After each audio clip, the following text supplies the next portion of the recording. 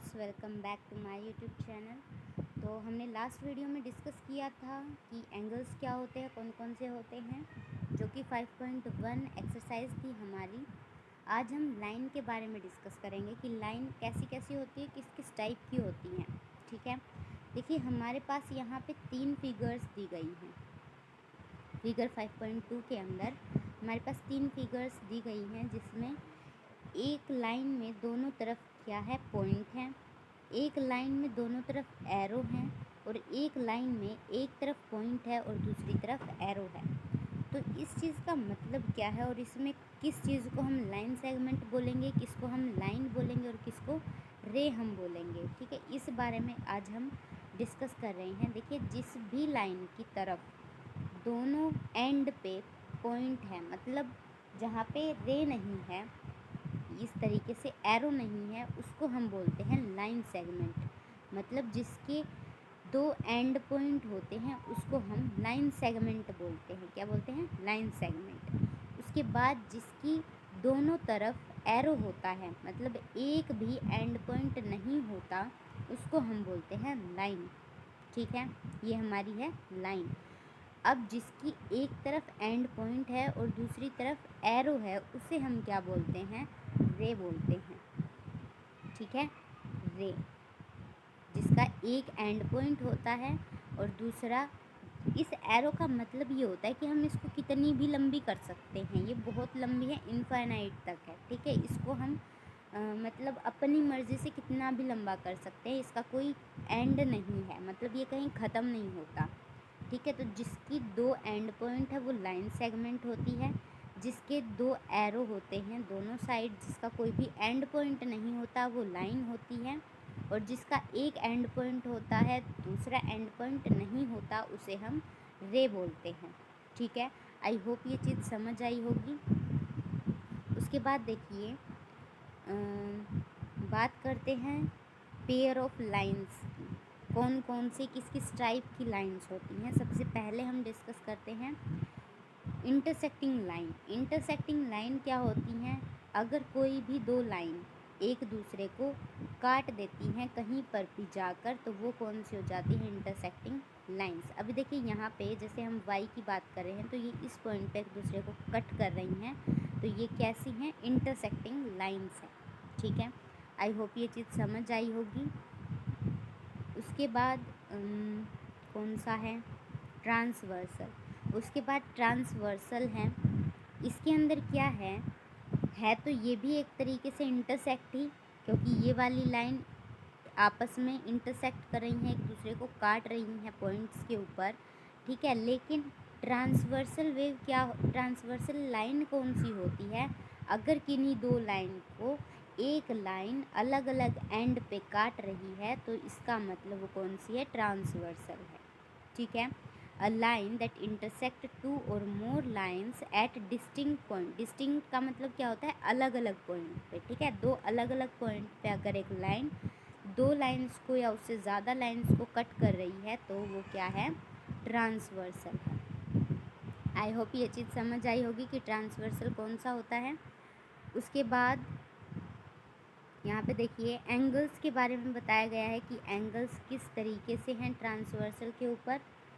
इसमें कौन कौन से एंगल्स होते हैं? देखिए यहाँ पे इंटीरियर एंगल होता है, एक्सटीरियर होता है, पेयर ऑफ कॉरस्पॉन्डिंग एंगल्स होते हैं, पेयर ऑफ अल्टरनेट इंटीरियर होते हैं। इन सब की बात करते हैं। तो देखिए अल्टरनेट एंगल्स या इंटीरियर एंगल या एक्सटीरियर एंगल, अब हम वो चीज़ डिस्कस करेंगे। ठीक है, तो इंटीरियर एंगल, इंटीरियर का मतलब क्या होता है? अंदर की तरफ। जैसे ये एक लाइन है, ठीक है, ये 2 लाइन है, इसको ये इंटरसेक्ट कर रही है एक लाइन अलग अलग पॉइंट पे, तो इसके अंदर इंटीरियर मतलब ये अंदर वाले जो एंगल्स होंगे उनको हम बोलते हैं इंटीरियर एंगल। तो यहाँ पे देखिए एंगल 3 और एंगल 4 क्या हैं? इंटीरियर हैं। सेम एंगल 5 और एंगल 6 हैं, ये भी इंटीरियर है। अंदर वाले जितने भी एंगल्स हैं वो कैसे हैं? इंटीरियर एंगल्स हैं।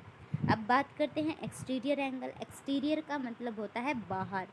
जो भी बाहर एंगल्स हैं वो सारे कौन से होते हैं? एक्सटीरियर एंगल्स होते हैं। तो यहाँ पे एंगल 1 और एंगल 2, यहाँ पे एंगल 7 और एंगल 8, ये सब क्या हैं? एक्सटीरियर एंगल्स है, और अंदर वाले इंटीरियर एंगल्स होते हैं। ठीक है, पेयर्स ऑफ कोरस्पॉन्डिंग एंगल्स।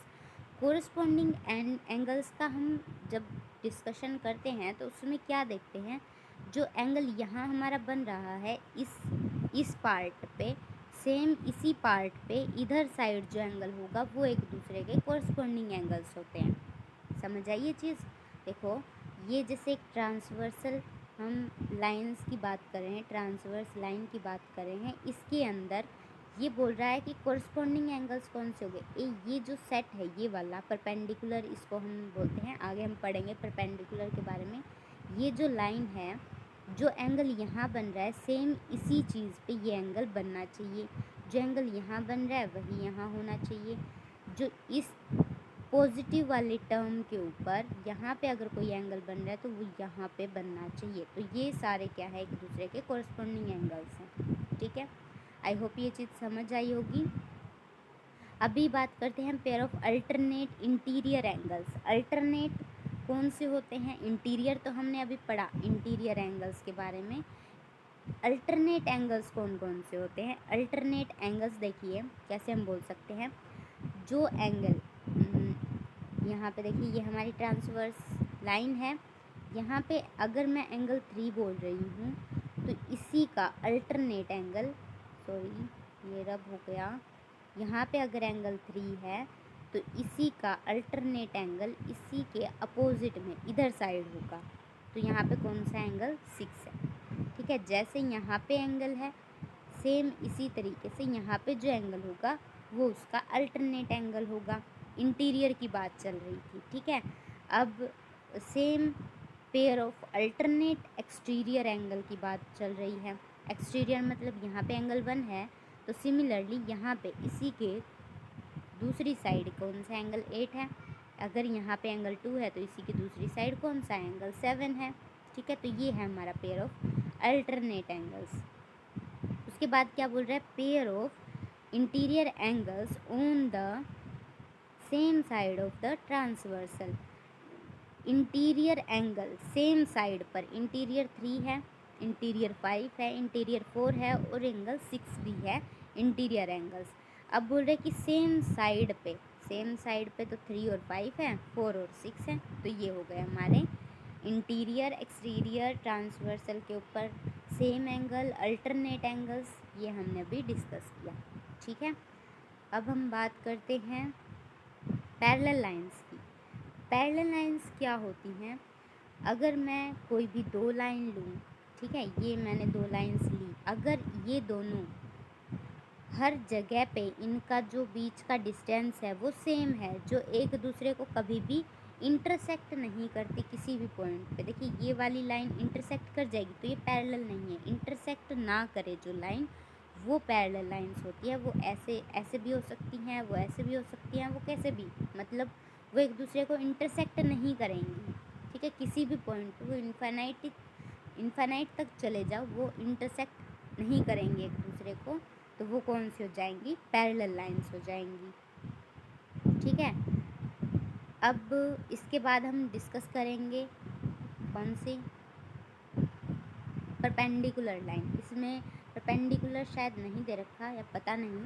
देखिए परपेंडिकुलर क्या होता है, जब एक लाइन के ऊपर दूसरी लाइन आती है, वो एक पॉइंट पे इंटरसेक्ट कर रही है, तो हम ये जैसे मैं इसको नाम दे दूँ, देखिए यहाँ पे ये एक लाइन है, ठीक है, मैंने इनको नाम दिया, ये ओ है, ये या ए बी बोल सकते हैं, यहाँ पे मैंने ए है, ये बी ले लिया, ये सी ले लिया, ये डी ले लिया। ठीक है, हम ऐसे बोल सकते हैं कि एंगल लाइन जो ए बी है उसके ऊपर जो सी है, यहाँ पे मैंने ओ नाम दे दिया, ओ सी है, वो एक दूसरे के क्या है, परपेंडिकुलर है, मतलब एक पॉइंट पे इंटरसेक्ट कर रही हैं। ठीक है, और ये चीज़ परपेंडिकुलर है एक दूसरे के। ऐसे ही हम ओ ए बी को क्या बोल सकते हैं, इसके ऊपर ओ डी परपेंडिकुलर है। ठीक है, परपेंडिकुलर का सिंबल होता है, सिंबल किस वे में होता है,